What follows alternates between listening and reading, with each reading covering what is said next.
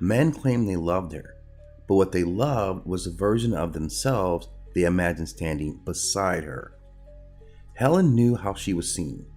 She learned early that her beauty arrived in a room before her voice, that eyes decided things long before words were spoken. So she learned stillness, because movement invited interpretation. She learned restraint, because even silence was rarely granted to her. And yet, she did not diminish herself. She wore her beauty the way the sea wears depth, without apology, without explanation. Where she walked, attention followed. Where attention gathered, order loosened. Promises grew fragile. Old certainties began to feel optional. Helen did not seduce, she exposed. Her beauty did not command men to act. It asked a quieter question. Who are you when no one is forcing you? The gods watched her with familiarity. They recognized the pattern. Beauty like hers was not a gift. It was a threshold. To cross it required wisdom. Few possessed any. As years passed, her name hardened into shorthand, a symbol stripped of breath and memory. Her beauty was blamed as though beauty itself were a crime, rather than a mirror held too close. But the truth remained, patient and unchanged. Helen's beauty did not ruin the world. It revealed how easily the world ruins itself when faced with something it cannot own. She was never a prize. She was never a temptation. She was a measure. And what failed was not restraint alone, but understanding.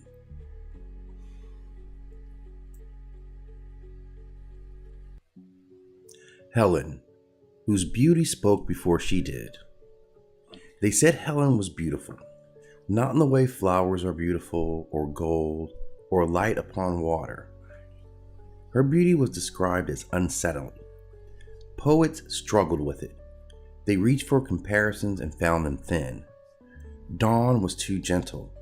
Ivory was too lifeless. The moon too distant. Helen's beauty did not decorate the world. It disturbed it. To look upon her was to feel awareness sharpening, as if the mind itself leaned forward, trying to understand why the moment suddenly mattered more. Her face was symmetrical, they said, but symmetry alone does not undo reason. Her presence was radiant, but radiance alone does not unmake loyalty. What Helen carried was not beauty as ornament, but beauty as pressure. It pressed upon the thoughts of those who saw her, revealing long-buried fractures. Desire rose, yes, but so did envy, and longing, and ambition wearing the mask of love. Men claimed they loved her, but what they loved was a version of themselves they imagined standing beside her. Helen knew how she was seen. She learned early that her beauty arrived in a room before her voice, that eyes decided things long before words were spoken. So she learned stillness, because movement invited interpretation. She learned restraint, because even silence was rarely granted to her. And yet, she did not diminish herself. She wore her beauty the way the sea wears depth, without apology, without explanation. Where she walked, attention followed. Where attention gathered, order loosened. Promises grew fragile. Old certainties began to feel optional. Helen did not seduce, she exposed. Her beauty did not command men to act. It asked a quieter question. Who are you when no one is forcing you? The gods watched her with familiarity. They recognized the pattern. Beauty like hers was not a gift. It was a threshold. To cross it required wisdom. Few possessed any. As years passed, her name hardened into shorthand, a symbol stripped of breath and memory. Her beauty was blamed as though beauty itself were a crime, rather than a mirror held too close. But the truth remained, patient and unchanged. Helen's beauty did not ruin the world. It revealed how easily the world ruins itself when faced with something it cannot own. She was never a prize. She was never a temptation. She was a measure. And what failed was not restraint alone, but understanding.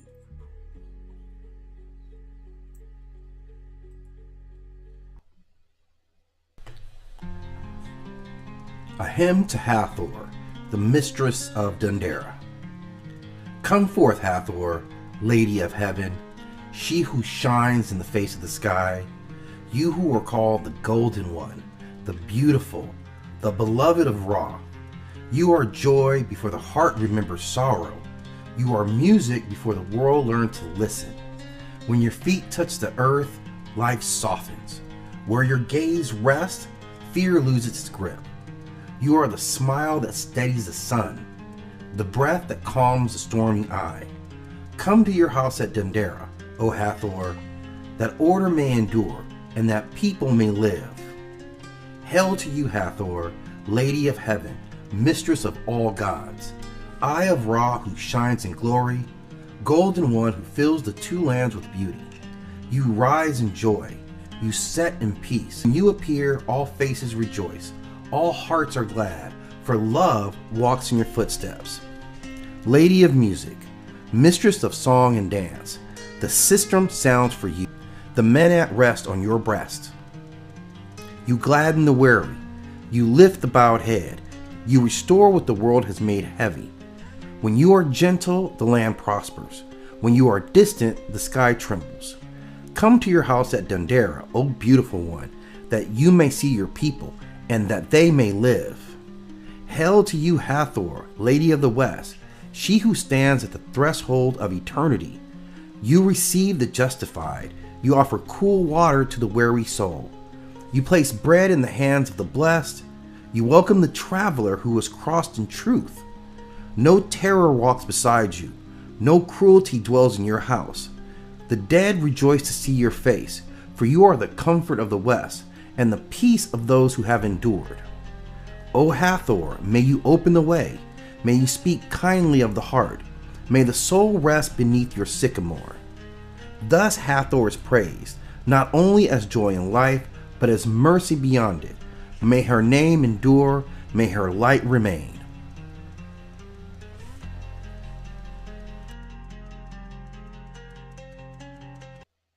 Katrina, when death learned to smile. Before she wore flowers, before she became a face painted on the living, before her image danced through festivals and altars, there was one truth no one wanted to face. Death came for everyone. Kings and laborers, the adorned and the forgotten, those wrapped in silk and those wrapped only in earth. But the living feared death so deeply that they pretended it belonged only to the poor, the sick, the unseen. And so she appeared, not a monster, not a demon, but as a woman. La Katrina stood tall, bare-boned and beautifully dressed, wearing the elegance the living believed could save them. Her skull smiled beneath the fine hats and flowers, because no amount of gold could buy exception. She did not speak at first. She did not need to. Her presence alone was a lesson. She walked among the living during the days of remembrance, when the veil thinned and the dead were invited home. Children laughed at her image. Families placed candles and bread before her likeness. Music followed in her steps. And slowly, fear loosened its grip. La Katrina taught them something sacred. Death is not the interruption of life. It is the continuation of relationship. She carries no scythe.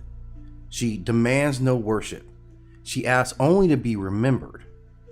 Her flowers bloom in cemeteries because memory feeds the dead. Her painted eyes gaze gently because love does not end with breath. When names are spoken, when stories are retold, when laughter rises beyond grief, the dead rise again. Not in flesh, but in presence. La Katrina stands at the center of this exchange, not as a ruler, but as a hostess. She welcomes the ancestors. She reminds the living to eat, to drink, to dance, to live fully while breath still remains. Her smile is not mockery. It is mercy. She tells the living, do not hide from death. Do not rush past it in silence. Sit with it. Decorate it, speak it, because when death is acknowledged, life becomes richer. And when the final breath comes, La Katrina will not arrive as a stranger. She will already be known, already honored, already smiling. Loki was not Jotun. Loki was both. Loki was Jotun bloodline with Asgardian influence. And this would be the crux of who Loki would be for his entire life. The in-between. The shapeshifter who understood both sides of the equation in detail. Being one, himself a Jotun, and being completely immersed in the Aesir as a sworn brother of Odin. The end times destruction of Asgard was something already written in fate. The name we would later give that ending was Ragnarok. And hidden within the framework of Ragnarok, there was a smile. A smile in the halls of Asgard. That smile belonged to Loki. Loki did not conquer kingdoms, he exposed them. He did not overthrow thrones, he revealed the fractures already running through them. Destabilization does not begin at the gate. It begins at the table. In the golden halls of the gods, where pride stood as carved pillars, Loki laughed. And when he laughed, it was rarely without purpose. In a tale remembered as the Lokasena, he insults every god present. But listen carefully. He does not invent flaws. He names them. Cowardice, infidelity, broken oaths, hidden shame. The feast grows silent not because he lies, but because he speaks too clearly. Truth destabilizes faster than deception. Loki was not chaos without awareness, he was chaos with precision. And precision makes disruption lethal. He shifts shapes as easily as others shift alliances. Man to woman, god to beast, ally to adversary. He becomes a mare and gives birth to Sleipnir, the eight-legged steed that Odin himself would ride. That is not absurdity. That is boundary collapse. In mythology, order survives through categories: god and giant, male and female, friend and foe. Loki crosses all of those. When boundaries dissolve, certainty dissolves with them. And the pivot point of Asgard's destiny comes through Balder. Balder the Radiant, the Beloved, the embodiment of divine light. The gods believed he's untouchable. Loki proved otherwise. A single overlooked weakness, a sprig of mistletoe, a guided hand, and the light of Asgard fell. With Balder's death, something irreversible entered the system. Not fire, not war, but inevitability. Once perfection is exposed as frail, collapse becomes a matter of time. For this act, Loki is bound beneath the earth, a serpent suspended above him, venom dripping towards his face. His wife, Signy, catches the poison in the bowl, but when the bowl must be empty, the venom strikes. Loki writhes. The earth trembles. Those trembles are remembered as earthquakes. Chaos restrained is not chaos erased. It waits. And when Ragnarok finally arrives, Loki does not whisper from the shadows. He marches. No longer the clever guest, he's the declared adversary. He stands against Heimdall, guardian of order, watcher of the Rainbow Bridge, destabilizer against Sentinel. They destroy each other. Because order and disruption are not eternal enemies. They are forces locked in tension. Without Loki, the gods would stagnate. With Loki, they unravel. He is not merely a trickster. He is not comic relief. He is not a villain drawn in simple lines. He is the fault line beneath the Golden City. The living reminder that no hierarchy is flawless. Graves with fire. When the drums fall silent and the earth is freshly turned, she arrives. Not from the sky, not from the sea. From the grave itself. Ma Mame Brigitte walks where the dead are laid, where names are carved in stone and forgotten by the living. She is the keeper of the cemetery, the one who knows every grave by touch, every bone by memory. Fire follows her steps, not to destroy, but to purify. She laughs loudly because death does not frighten her. She drinks, she curses, she dances among the tombs, because grief must breathe, or it rots the soul. Maman Brigitte is the wife of Baron Samedi, but she is no shadow to him. Where he opens the door, she decides what happens next. She listens to the dead, to the woman who was beaten and buried in silence, to the child whose name was never spoken again, to the man whose blood was spilled without justice. The dead do not whisper to Maman Brigitte, they demand. And when wrong has been done, she remembers. Her fire is not rage without reason. It is fire of correction. The fire that burns sickness out of flesh. The fire that turns curses back on those who earn them. The fire that protects the innocent and punishes the cruel. She heals with the same hands she destroys with, but justice is not gentle. When she mounts a body, her voice becomes sharp, raw, unfiltered. She swears, she laughs, she tells the truth without apology. Those who approach her with respect receive protection, healing, and strength. Those who mock her, exploit the dead, or harm the powerless learn quickly why the cemetery is not a place of weakness. Maman Brigitte stands between worlds, feet planted among bones, head crowned with fire. She is proof that death does not belong to fear, that spirits remember, that injustice does not escape consequence. And when the living forget, when the powerful believe they are untouched, when crimes are buried with bodies, Maman Brigitte walks the grave at night, igniting candles that cannot be blown out, because the dead are never silent, and she is always listening. Mokash, she who holds the threads, a Slavic myth. Before fate was spoken aloud, before destiny was written in words, there was Mokash. She does not sit above the world. She does not rule from the sky. She is not thunder, and she is not flame. Mokash is found closer to the ground, where hands touch soil, where feet grow tired, where life is shaped slowly, one motion at a time. She is the keeper of threads, not the sharp blade that cuts them. And in the quiet places of the old forest, where the air is damp and the earth remembers every footstep, it is said that Mokash sits at her loom. She weaves not cloth but lives. Each thread is a moment. Each strand is a breath taken, without knowing what comes next. Each knot is a choice remembered, not judged, not corrected, only placed.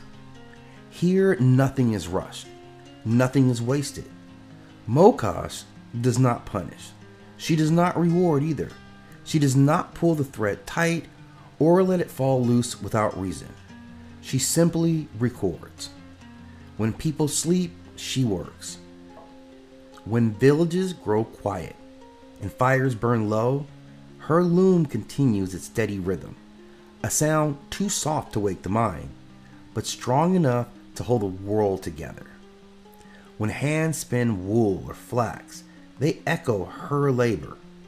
When fingers learn the motion of weaving, they remember something older than language. Mokash teaches that fate is not a sudden fall, but a slow gathering. What is repeated becomes strong. What is neglected grows thin. What is pulled too hard will fray, and what is held too tightly will lose its shape. She governs patience, because patience is the shape of endurance. In old Slavic lands, Mokash was honored not with towering temples, but with care, with clean floors, with honest work, with the steady keeping of promises that no one else could see. She was honored in the quiet dignity of daily life, in spinning and mending, in the acceptance that not all things can be hurried into being. To forget Mokash is to forget that life is built by hands, not all at once, but again and again. She is present in the spinning wheel, in the rhythm of breath, in the slow work of becoming what one already is. She teaches that fate is not the enemy to be fought, but a pattern to be understood. When storms come, she does not shout them away. She simply waits.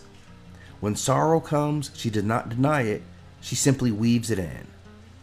The thread darkens, but it does not break. And when joy appears, she does not cling. She allows it to pass through the loom, brightening the pattern for a time before settling back to memory. Mokash reminds us that fate is not a chain, and it's not a prison. It is a fabric, strong enough to hold, soft enough to move, shaped by every motion made in silence. As night deepens, as the world grows slower, the loom does not stop. Thread by thread, moment by moment, she continues her work, not to control and not to command, but to hold. And in that holding, all things are allowed to rest. Rain Gods of the World, a Myth Archives reading. Rain has always meant survival. Before irrigation canals, before industrial farming, before written scripture, rain determined whether a village lived or starved. Across continents and across millennia, cultures did not treat rain as random. They treated it as personal. They gave it a name, a temperament, a will. This is a survey of the rain gods of the world. The first storm kings in ancient Mesopotamia, one of the earliest recorded rain deities, was Ishkor. He was a storm god of Sumer. He carried thunder. He brought the life-giving waters that fed the Tigris and Euphrates basin. Later, in Akkadian and Babylonian traditions, he was known as Adad. The name changed. The storms did not. In Anatolia and Hurrian lands, the storm authority was Teshub. He stood upon mountains. He wielded lightning. He governed both destruction and renewal. To the west, in Canaan, Baal-Hadad rose as a central agricultural power. He defeated Mot, the force of drought and death. His victories were seasonal. His battles were cycles. Further east, in the Vedic tradition of ancient India, Indra became the archetype of the storm warrior. He slew the serpent Vritra. From the body of the serpent, the rivers were released. Rain was not gentle. Rain was liberated. Alongside Indra was Parjanya, a more focused embodiment of rainfall itself. He was invoked directly for agricultural fertility. Vayuna, keeper of cosmic order, governed the waters more broadly, celestial, oceanic, and atmospheric. In Greece, Zeus carried many titles. As Zeus Ombrios, he was the rainbringer. Lightning was his signature, but rain was his mercy. In Rome, Jupiter Pluvius held the same authority. When drought threatened the state, rituals were performed in his name. In the Norse world, Thor was not merely a thunder god. He was protector of crops and fields. His hammer struck giants and shook rain from the sky. Among the Slavs, Perun ruled the oak and the storm. His lightning was a divine weapon. His rain sustained the land. Across Europe and Western Asia, the pattern repeats. The Storm King is a warrior. Rain is power. Rain as dragon and serpent in China, rain was not only thunder. It was dragon. The Dragon Kings, known as Long Wang, ruled the four seas. Each direction had a sovereign. Each sovereign governed rainfall over their region. When drought struck, emperors performed rituals to petition the dragons. Yusha served as an official rain deity within the celestial bureaucracy. Rain was organized, scheduled, administered. In Japan, Kurokami was a dragon spirit of rain. Raijin, the thunder god, beat drums across the sky.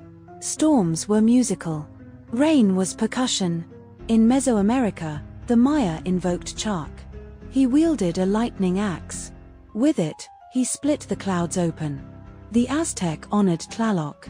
He resided in mountain caves and high places. Rain was believed to originate from sacred elevations. His favor meant harvest. His anger meant famine. The Zapotec worshipped Cosijo, a lightning and rain deity with serpent imagery. Serpents and rain were often linked. Both moved across the land in flowing patterns. In Vedic myth, Indra's opponent Vritra was also a serpent. The serpent holds the waters. The storm god releases them. Across cultures, rain is either dragon or dragon slayer. Rain mothers and fertility bearers. Not all rain deities were warriors. Some were mothers. In ancient Egypt, Tefnut embodied moisture itself. She was part of the creation cycle. Without her, dryness prevailed. In Zulu tradition, Mbaba Mwana Warisa was a goddess of rain, agriculture, and the rainbow. Rain was beauty. Rain was color. In Akan cosmology, Asace Yer represented the earth. Rain fertilized her body. Together, sky and soil formed partnership. Among the Maya, Chak Shell was associated with storms and destructive floods. Rain nourishes, but it also overwhelms. In Polynesian tradition, Tawira Matia was lord of winds and storms. His anger shaped the atmosphere. In Hawaii, Lono governed rain and fertility during the Makahiki season. Rain was tied to peace cycles and harvest celebration. These traditions remind us, rain is not only force. Rain is intimacy between sky and earth. Sky fathers and high gods. Some cultures did not separate rain from the highest deity. Among the Kikuyu of Kenya, Nai was a supreme sky god associated with Mount Kenya. Rain descended from sacred elevation. In Finnish mythology, Ukko ruled thunder and seasonal rains. He was invoked to protect crops and ensure harvest. Among the Navajo, Tunainilii was a rain god with trickster qualities. Rain was unpredictable. Among the Lakota, Wakinian represented thunder beings. They were not singular gods, but powerful spirits. Rain was communal in the sky world. In Etruscan belief, Aplu carried storm authority that influenced later Roman interpretations. In Japan, Susanoo governed storms and sea. His temperament reflected nature's volatility. In Mesopotamia, Enlil, lord of wind, commanded atmospheric force. Wind precedes rain. Breath precedes storm. Across continents, the pattern expands. Sometimes rain belongs to a specialized deity. Sometimes it belongs to the sky itself. The agricultural equation. Agrarian societies develop rain theology quickly. Without rain, there is no grain. Without grain, there is no state. This is why rain gods often rise in river valley civilizations. Mesopotamia, Egypt, India, China, Mesoamerica. Rain is political. Rulers often aligned themselves with rain deities. To control narrative was to claim divine favor. If rain came, the king was blessed. If drought came, someone had failed. Rain gods are rarely minor figures. They sit near the top of pantheons. Because rain determines survival. Patterns across cultures, across traditions, certain themes repeat. Rain is released from restraint. Rain is tied to serpents or dragons. Rain is accompanied by thunder. Rain follows divine conflict. Rain ensures fertility. Rain reflects divine mood. The storm king. The rain dragon. The fertility mother. The sky father. The trickster wind. Different cultures. Similar archetypes. Closing reflection. Rain falls without language. But humanity never experienced it silently. They interpreted it. They ritualized it. They negotiated with it. They sang to it. Across thousands of years, rain has been seen as a weapon, a gift, a test, a covenant. To study rain gods is to study how humanity understood dependency. We do not command the sky, but we have always tried to speak to it. And in that conversation, the rain answers.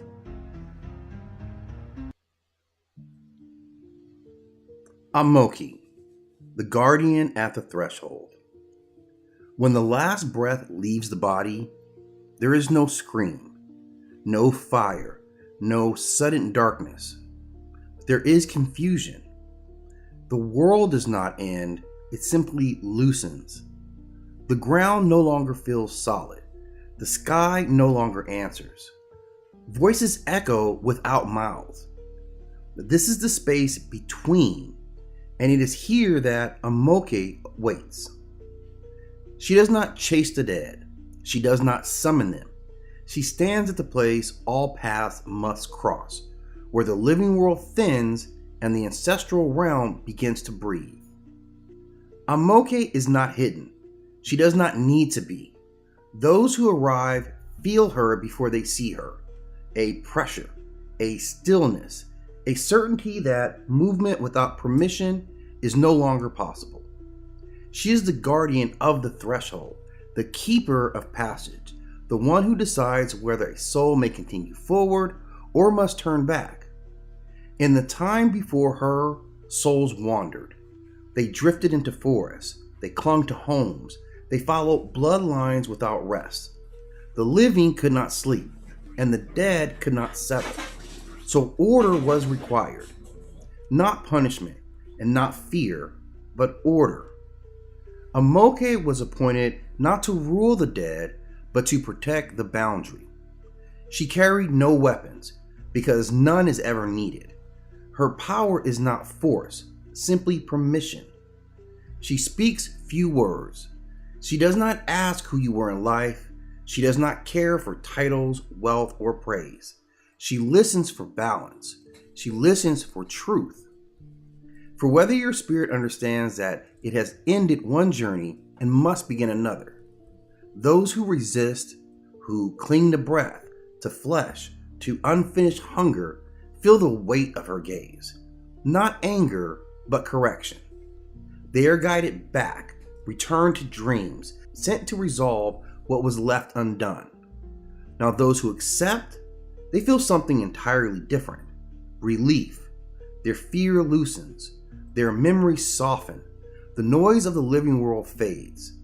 Amoke opens the way.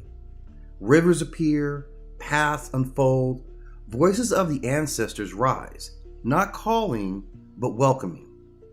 This is not judgment. This is transition. Amoke does not decide who is good or evil. She decides who is ready. Through her, death becomes sacred. Through her, chaos is guided, not destroyed. Through her, the worlds remain separate and whole. And every soul, whether king or child, must one day stand before her, not to beg, not to fight, but to listen. Because when Amoke steps aside, the ancestors are waiting, and when she does not, it is because the story is not yet finished. Njord, Lord of the Quiet Sea. Not a god of thunder, not a god of war, not a god of apocalypse. Njord is a god you feel before you see. He arrives with the wind, not violent wind, the kind that fills sails, the kind that turns a stranded ship into motion, the kind that whispers, go. Njord is a god of the sea, but not the raging sea. He governs the open waters that allow passage. He governs trade routes, safe return, maritime wealth. He is the breath inside the Viking world. Without wind, there is no raids. Without ships, there is no empire. Without safe harbor, there is no survival. Njord is not conquest, he is circulation. He belongs to the Vanir, the older gods of fertility and abundance. Before the warrior gods dominated Norse myth, the Vanir ruled cycles, growth, prosperity. When Aesir and Vanir went to war, the conflict did not end in annihilation. It ended in exchange. Njord was sent to live among the Aesir as a peace hostage. Let's think about this. The god of wealth and wind becomes the bridge between divine families. He was not conquered, he was integrated. And from that moment forward, even the war gods depended on him. Njord is also father of two of the most powerful deities in Norse cosmology, Freyr and Freya. Freyr governs harvest, kingship, and peace. Freya governs love, desire, magic, and even claims half of the honored dead. Njord is the root of the prosperity line. He is the quiet patriarch and the fertility power.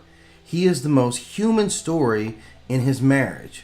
Njord marries Skandi, the goddess of winter. She loves the mountains. He loves the sea. They try to compromise. 9 nights by the ocean, 9 nights in the mountains. In the mountains, Njord cannot sleep. The wolves howl. The air is too sharp. But by the sea, Skandi cannot rest. The gulls scream. The waves never stop moving. They part ways, not from hatred, but from elemental incompatibility. Sea and stone, tide and frost. Njord is movement. Skandi is stillness, and stillness cannot hold the tide. Symbolically, Njord represents something rare in Norse mythology: stability without stagnation, prosperity without plunder, movement without chaos. He is not the storm, he is the space between storms. He is a god of flow, and flow is power, and he stands at the edge of Njord at sunrise. Long ships behind him, salt winds lifting silver hair, no lightning, no roar, just tide moving in and out. Njord does not command the sea, he understands it. And in that world obsessed with battle, the quiet sea outlasts the storm.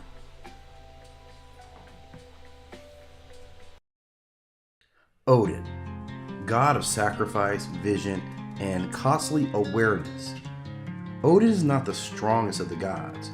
He is not the most beloved. He is not even the most just. But Odin is the god who understands. And in Norse mythology, understanding is never free. Now, Odin is known by more names than any god in the Norse world.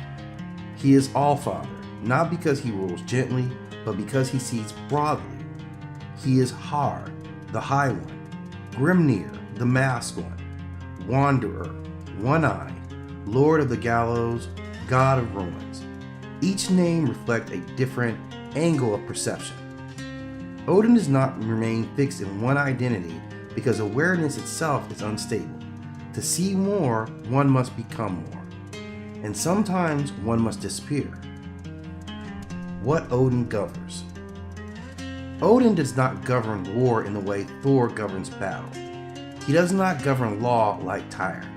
He does not govern fertility or prosperity. Odin governs the pursuit of knowledge, especially knowledge that destabilizes certainty. He governs vision gained through loss, wisdom purchased with suffering, prophecy without control, magic that violates social norms. In Norse cosmology, the universe is not orderly in the way that Kemet imagines it. It is doomed. It is cynical and violent. Odin's role is not to stop that fate. It is to see it clearly. One of Odin's defining myths is the sacrifice of his eye at Mirmir's well. At the well, which is the source of knowledge, Odin is offered knowledge for a price. Not prayer, not devotion, but a body part. He gives up the eye to drink from the well. This is not symbolic modesty. This is a declaration. Awareness requires permanent loss. Odin does not gain vision by becoming whole. He gains it by becoming incomplete. From that moment on, Odin sees more than others, but never sees fully again. And this is the trade. Hanging from Yggdrasil. If the eye establishes cost, Yggdrasil establishes method. Odin hangs himself from the world tree for 9 nights. No food, no water, pierced by his own spear. He is not sacrificed to someone. He sacrifices himself to himself. This is not martyrdom, it is initiation. Through suffering, Odin perceives the ruins, symbols that encode reality itself. Language not as communication, but as structure. Here, Odin briefly overlaps with Thoth. Where Thoth records structure, Odin bleeds into it. Now, these ruins are not letters. These are not decorations. These are principles. Each ruin is a function of reality, a force that can shape events if understood correctly. Odin does not invent them, he uncovers them, and once uncovered, they cannot be forgotten. This is the reoccurring theme of Odin's awareness. Once you see, you cannot unsee. Odin practices Seor, a form of magic associated with fate, perception, and manipulation of outcomes. In Norse society, Seor is considered unmanly, taboo, dangerous. Odin practices it anyway, and this is critical. Odin is willing to violate social norms, gender roles, and divine expectations for the sake of understanding. Awareness does not respect comfort. And Odin in Ragnarok figures into all of this. Perhaps the most important aspect of Odin's cosmic awareness is this. He knows Ragnarok is coming. He knows the gods will fall. He knows the world will burn. He knows he will be devoured by Fenrir, and he cannot stop it. This is not failure. This is clarity. Odin's awareness is not about control. It's about comprehension without illusion. He prepares not to prevent the end, but ensures something survives. But Odin is not a savior. He does not save the world. He gathers knowledge, he gathers warriors, he gathers stories. Valhalla is not a paradise. It is a preparation. Odin's role is to make sure the universe understands itself as it ends. This is a different kind of responsibility. Odin's archetype echoes far beyond Scandinavia. He resembles wandering sages, one-eyed seers, trickster initiates, sacrificial knowledge figures. In modern psychology, he appears as the archetype of the knowledge seeker who pays too much of a price. In literature, he is a mentor who knows the cost but does not soften. In modern terms, Odin represents the consciousness that chooses awareness even when it hurts. He is the voice that says, you can know, but it will change you. You can see, but you will lose comfort. You can understand, but you cannot go back. He is not moral reassurance. He is consequence. Odin is not a god of victory. He is the god of vision earned through sacrifice. He stands at the center of the universe that cannot be saved, only understood. And he chooses understanding anyway.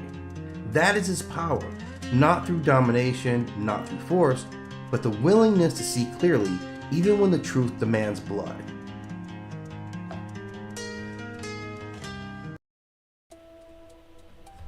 Pakhet, the hunter of the desert, the lioness of the cliffs. There are gods that live in temples with crowds and incense and choirs. And then there are gods who live where human voices don't carry. Pakhet is not a goddess of the marketplace. She is not a goddess of polite prayer.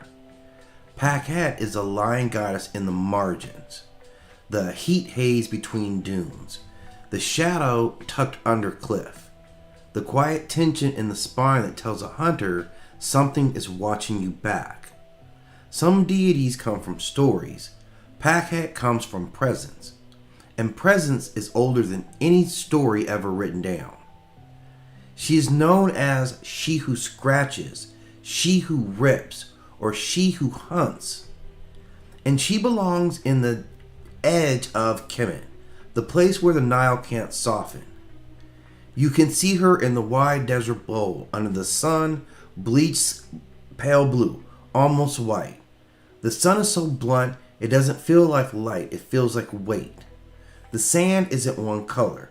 It is layered, gold, amber, clay red, bone dust. And there are stone outcroppings like broken teeth. Cliff faces that look carved by time and sandstone, and old arguments between wind and rock.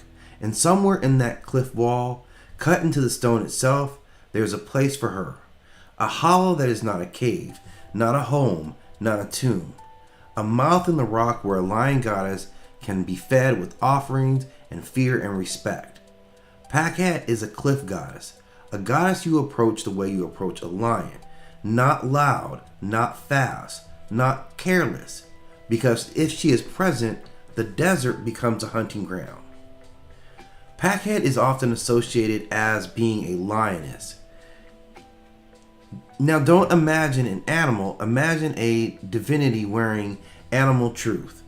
She is tall in the way that statues are tall, not in height but in authority, the kind of authority that makes the air feel organized around her.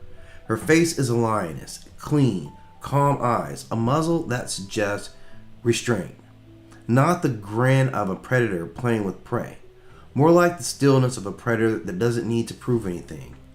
Her skin is a shade of sun-burnished bronze or deep umber, like the earth after heat, not polished, not porcelain, more like living stone warmed by the daylight.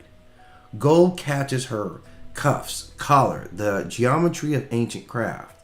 But this isn't decoration, it reads as rank. And her eyes, they are measuring instruments. They measure distance, they measure threat, they measure truth. When she turns her gaze on someone, it doesn't feel like being looked at. It feels like being judged by the wild itself. Packhead is a lion goddess tied to hunting and war, but not in the loud, marching drums way. Her war is precision. Her hunting is law. She is the goddess of the moment before impact, the silence before claws, the breath held, the twitch of muscle under skin.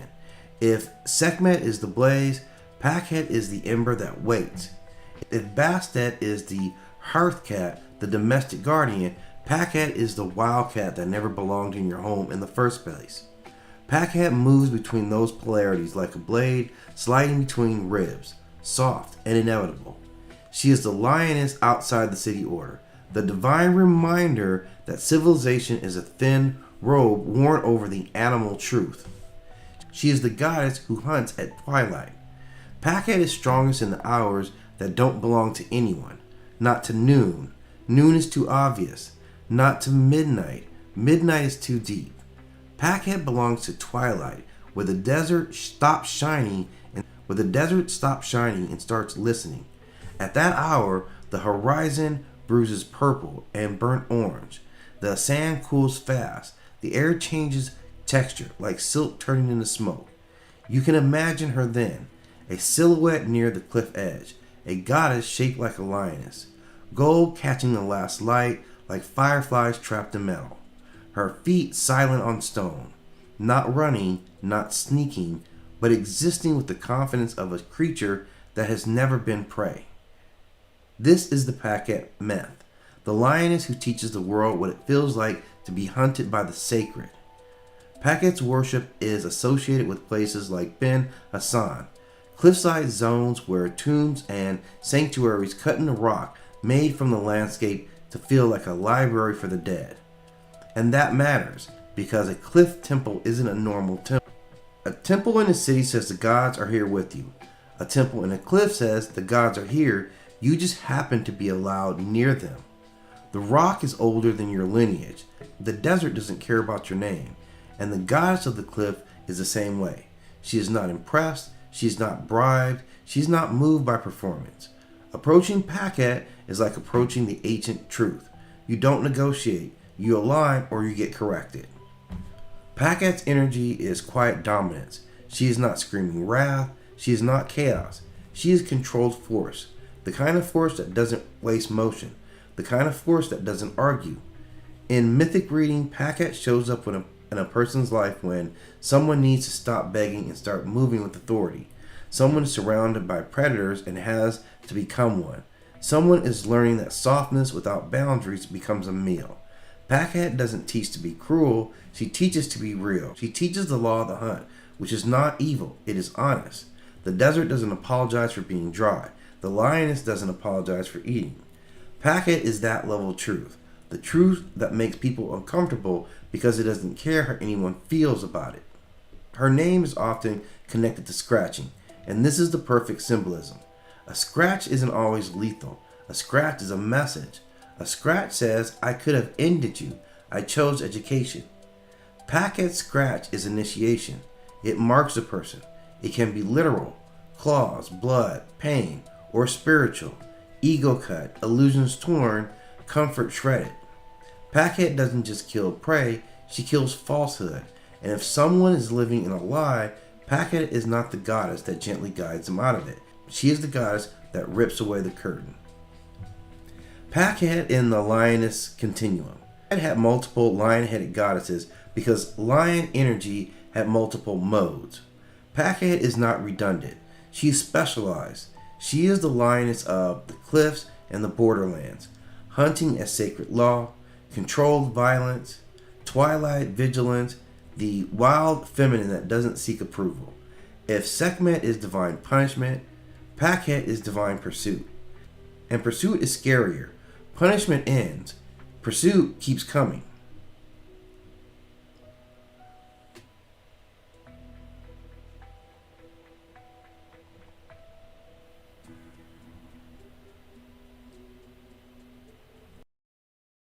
Bringer of breath, civilizer of worlds.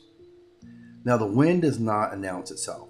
It moves first, unseen, shaping what follows.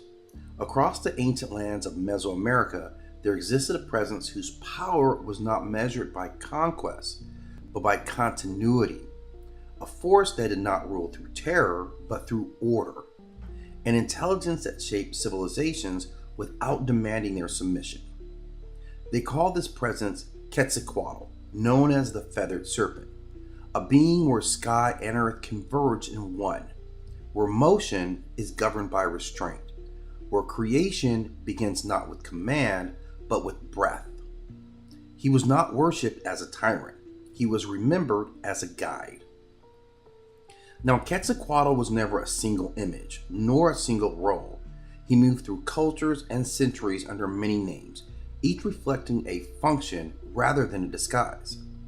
As Quetzalcoatl, he was the feathered serpent, the union of earthbound life and celestial motion. Feathers representing the sky, scales representing the ground, neither being dominant, both being necessary. As Ihikatl, he was the wind itself, invisible, essential, life-giving, the breath that animates the world, clears stagnation, and carries sacred speech from one age to the next. Among the Maya, he was remembered as Kukulkan, an echo rather than imitation, proof that his influence traveled farther than borders and endured longer than empires. These were not separate gods. These were aspects of the same civilizing force. His role as the civilizer. Quetzalcoatl did not create humanity to rule it. He prepared humanity to survive. He is credited with bringing maize from the mountains where it is hidden and transforming this sustenance into civilization.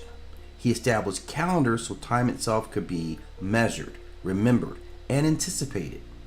He gave humanity sacred speech, language not only for command, but for teaching, for prayer, and for recording. As Ihikatl, the wind, he moved the sun across the sky so the world would not stagnate in darkness. Breath, motion, rhythm. These were his domains. Where other gods demanded sacrifice to prove loyalty, Quetzalcoatl emphasized balance. Order was not enforced, it was simply taught. The descent into Mexiclan.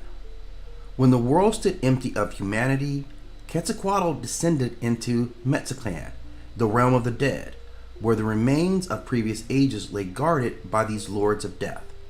Now these bones were not relics, they were potentials, and the rulers of Mexiclan did not yield them willingly. They tested Quetzalcoatl with impossible trials, attempting to entrap him in his failure. And in the struggle, he stumbled, and the bones shattered. Creation itself, it seemed to have failed again. But Quetzalcoatl did not retreat.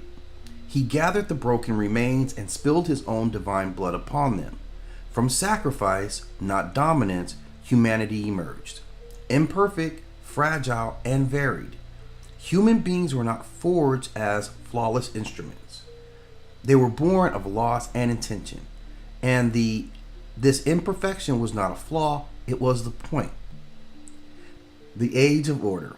In later ages, Quetzalcoatl walked among humanity as ruler priest, remembered as Tolpicin Quetzalcoatl, presiding over the city of Tula. His rule was defined not by expansion, but by refinement. Human sacrifice was rejected, arts and learning flourished, craftsmanship, astronomy, and ritual knowledge became the foundations of society. Under this guidance, civilization advanced without descending into cruelty, and this was rare, and rarity often brings attention. Where Quetzalcoatl represented restraint and continuity, Tezcatlipoca embodied conflict, reflection, and disruption. He did not confront Quetzalcoatl with armies, he confronted him with a mirror. And in that mirror, Quetzalcoatl saw not a god, but a flawed being, aging, mortal, capable of error. Temptation followed, sacred boundaries blurred. The myth does not dwell on indulgence, it dwells on consequence. Quetzalcoatl recognized that he had fallen short of his own principles, and instead of doubling down on authority, he chose removal. Exile and transformation. Quetzalcoatl did not cling to power. He left. Some traditions say he walked eastward towards the sea. Others say he burned himself on a pyre. The details differ, but the meaning remains constant. He refused to rule dishonestly. Record Moke. La Katrina. Mama Brigitte. 3000 BCE. Region. Akan regions of West Africa.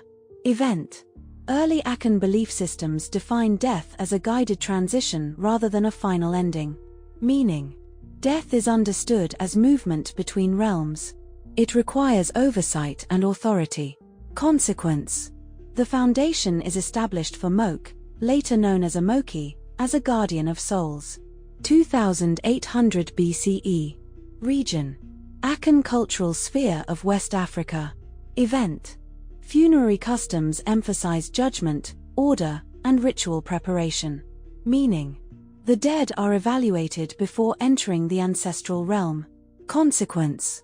Moke becomes associated with moral accountability and spiritual law. 2500 BCE. Region. West Africa. Event. Death rituals incorporate symbolic barriers and thresholds. Meaning, passage into the afterlife is conditional, not automatic. Consequence. Moke's role solidifies as guardian of the boundary between life and death. 2200 BCE. Region. Akan oral tradition. Event. Stories describe a female authority presiding over the dead. Meaning, death governance is feminized and tied to balance rather than violence. Consequence. Moke is remembered as impartial, feared, and respected. 2000 BCE. Region. Akan societies of West Africa. Event. Death is framed as continued participation in community life. Meaning, ancestors remain present and influential among the living. Consequence. Moke's authority expands from gatekeeper to regulator of ancestral continuity. 1800 BCE. Region. West African belief systems. Event. Death becomes associated with protection rather than punishment. Meaning, the afterlife is seen as refuge, not exile. Consequence. Moke's image shifts from fearsome enforcer to stabilizing force. 1500 BCE. Region. Akan regions of West Africa. Event. Offerings and moral preparation become central to burial rites. Meaning, conduct in life affects status in death. Consequence. Moke becomes associated with ethical remembrance and judgment. 1000 BCE. Region. West Africa. Event. Ancestral reverence intensifies across multiple societies. Meaning, death is fully integrated into daily spiritual life. Consequence. Moke's role becomes permanent within cultural structure. 500 BCE. Region. Akan oral culture. Event. Moke's imagery stabilizes through repeated oral transmission. Meaning, death is depicted as stern, orderly, and just. Consequence. Her authority becomes unquestioned across generations. 500 BCE. Region. Mesoamerica. Event. Indigenous cultures depict death through skeletal deities, meaning death is visible, cyclical, and familiar. Consequence: the symbolic groundwork for La Catrina is established. 400 CE. Region: Central Mexico. Event: death imagery becomes linked to ancestor remembrance rituals, meaning the dead are honored as continuing members of society. Consequence: death becomes culturally normalized. 1500 CE. Region: Mexico. Event: Spanish colonization introduces Catholic death iconography, meaning indigenous death traditions are suppressed but persist beneath the surface. Consequence: native symbolism adapts rather than disappears. 1600 CE. Region: Colonial Mexico. Event: indigenous and Catholic death imagery merge, meaning death becomes a hybrid cultural expression. Consequence: the skeletal female archetype begins to re-emerge. 1700 CE. Region: Mexico. Event: satirical skeletal figures critique social hierarchy, meaning death exposes equality in mortality. Consequence: the proto-La Catrina figure takes shape. 1800 CE. Region: Mexico. Event: elegant skeletal women are popularized in print art, meaning death mocks wealth, class, and vanity. Consequence: La Catrina becomes a recognizable cultural icon. 1900 CE. Region: Mexico. Event: Day of the Dead celebrations elevate La Catrina's role, meaning death is framed as remembrance rather than fear. Consequence: La Catrina becomes a national symbol. 2000 CE. Region: Global. Event: La Catrina gains international recognition, meaning Mexican death philosophy enters global culture. Consequence: death is reframed as memory and continuity. 1700 CE. Region: Haiti. Event: African spiritual traditions merge with European folklore under colonial conditions, meaning death guardianship adapts to displacement and enslavement. Consequence: Mémoire Brigitte emerges within the Gade spirits. 1800 CE. Region: Haiti. Event: Mémoire Brigitte becomes associated with cemeteries and graves, meaning she protects the dead and enforces moral order. Consequence: death becomes guarded rather than abandoned. 1900 CE. Region: Haitian Vodou tradition. Event: fire and crosses become central to Mémoire Brigitte's imagery, meaning death represents purification and protection. Consequence: she is feared by the unjust and trusted by the faithful. Late 1900 CE. Region: Western Media. Event: Vodou death figures are misrepresented as malevolent, meaning death is falsely portrayed as evil. Consequence: Mémoire Brigitte's true role is obscured. 2000 CE. Region: Haiti and diaspora communities. Event: cultural reclamation corrects misrepresentation, meaning death goddesses are reaffirmed as protectors. Consequence: Mémoire Brigitte is restored as a guardian figure. Present day. Region: Global Mythology Studies. Event: comparative analysis of death goddesses across cultures, meaning death is governed, remembered, and regulated. Consequence: Moke, La Catrina, and Mémoire Brigitte are recognized as stabilizing forces, not villains. It struck.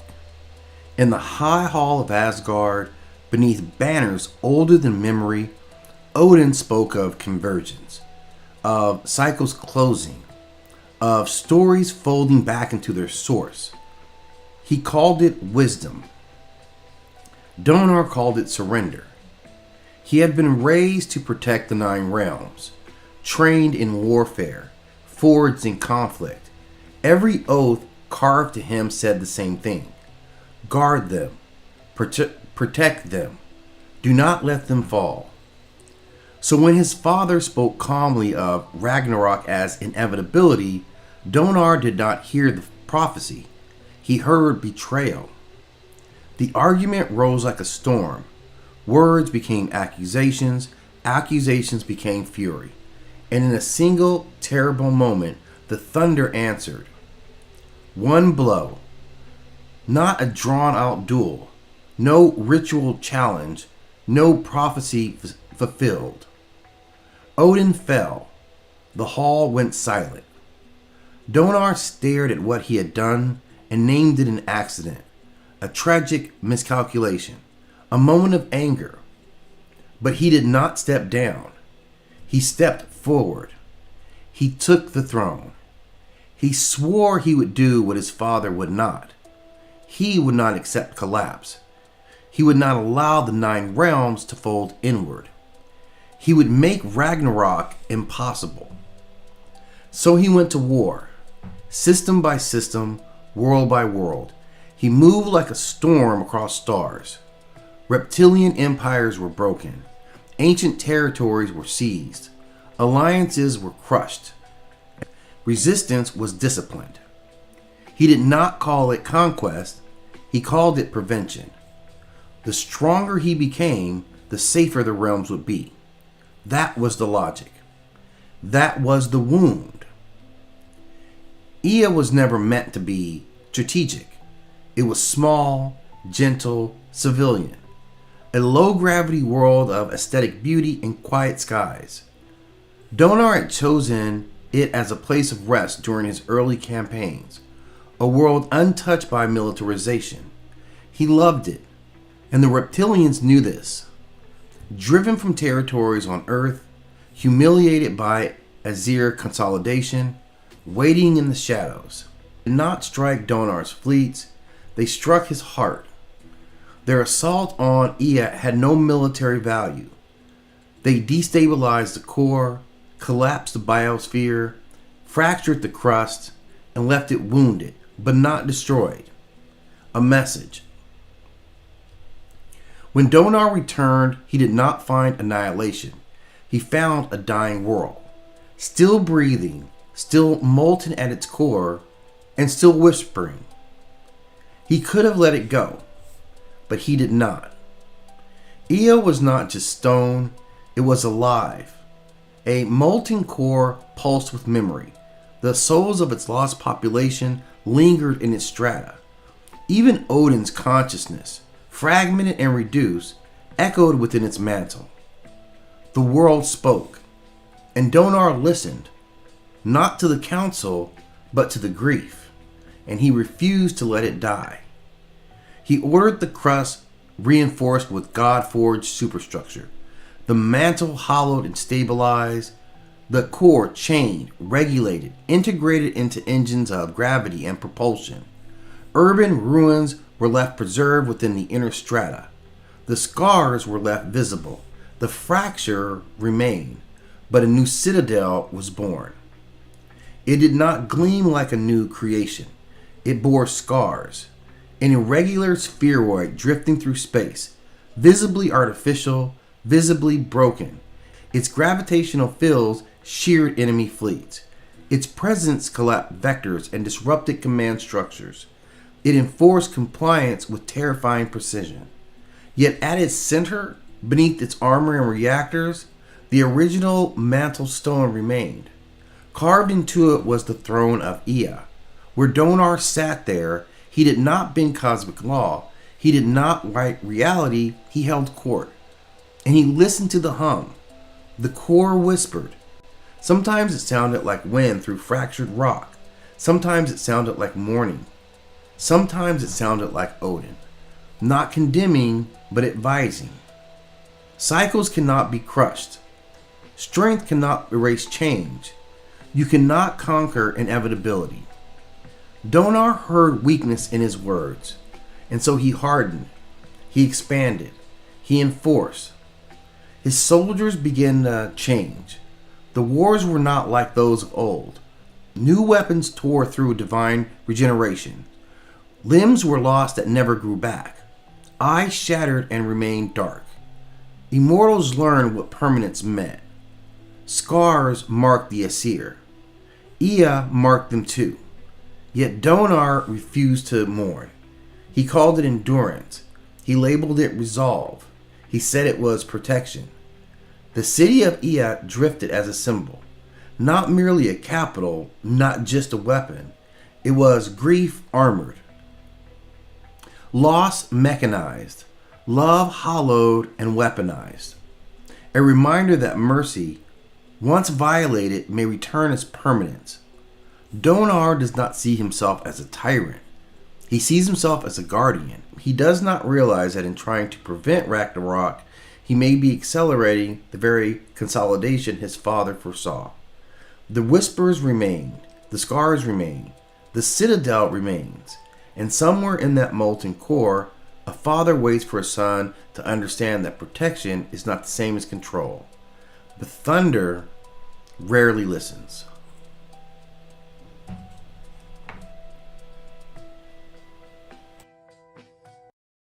Witches, a global historical and cultural timeline. Approximately 2,100 years before the Common Era. Location, Sumer. Event, early Mesopotamian incantation texts reference female sorcerers and curse rituals. Why it matters, establishes one of the earliest recorded distinctions between sanctioned temple magic and illicit harmful sorcery. Approximately 1,750 years before the Common Era. Location, Babylon.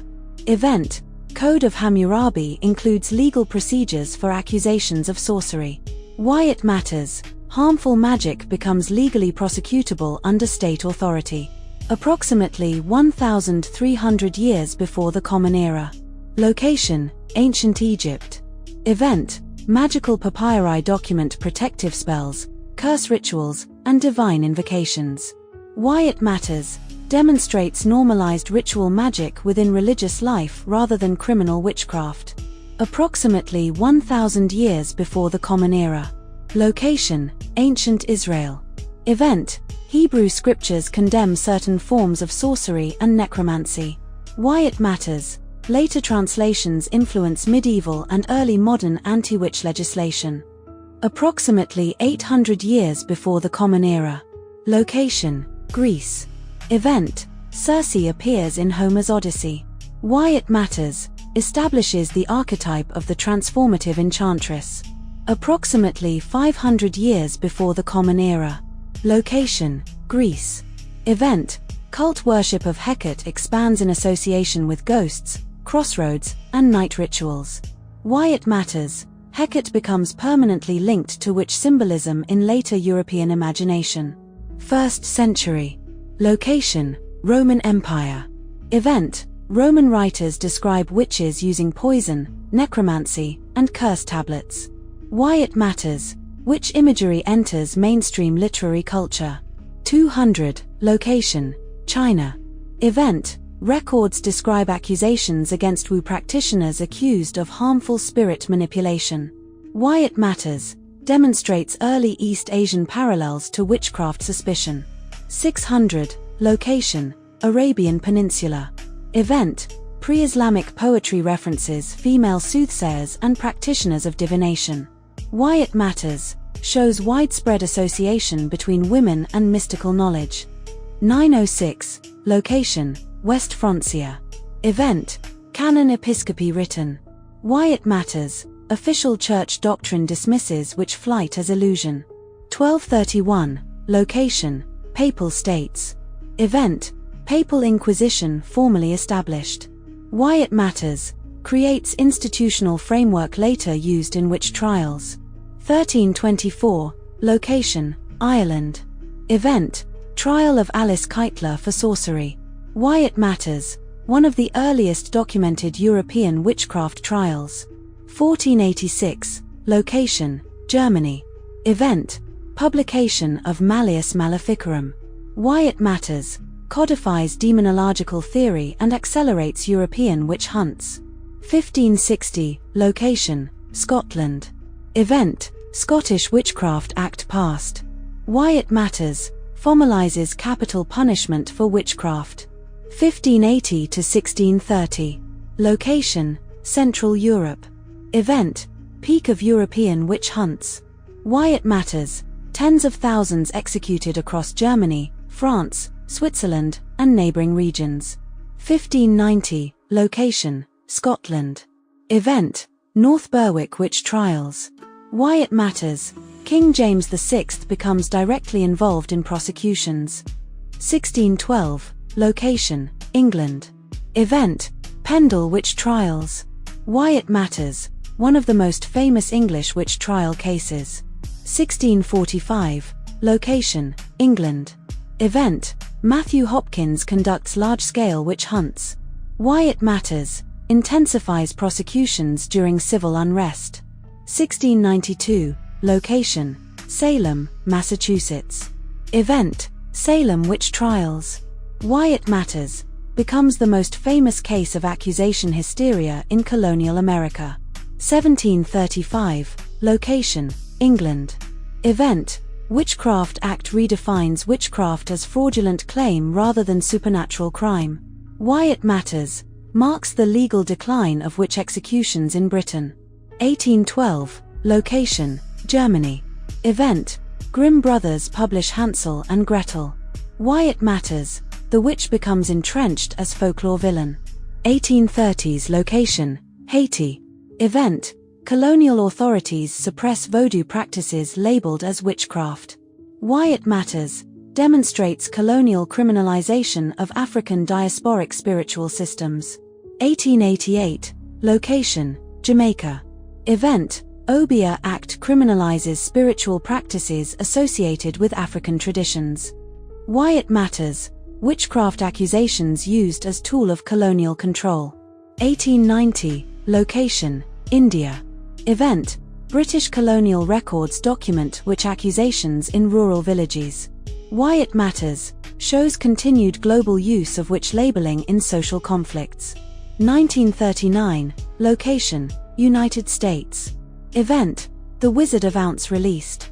Why it matters: defines the green-skinned witch in global cinema. 1954. Location: United Kingdom. Event: Witchcraft Act repealed and Witchcraft Today published. Why it matters: modern Wicca formally emerges. 1964. Location: United States. Event: Bewitched premieres. Why it matters: witch normalized in domestic comedy format. 1968. Location: United States. Event: Rosemary's Baby released. Why it matters: reintroduces satanic coven paranoia in modern horror. 1977. Location: Italy. Event: Suspiria released. Why it matters: witches depicted as hidden institutional power network. 1996. Location: United States. Event: The Craft released. Why it matters: witchcraft merges with youth identity and empowerment. 1997. Location: United Kingdom.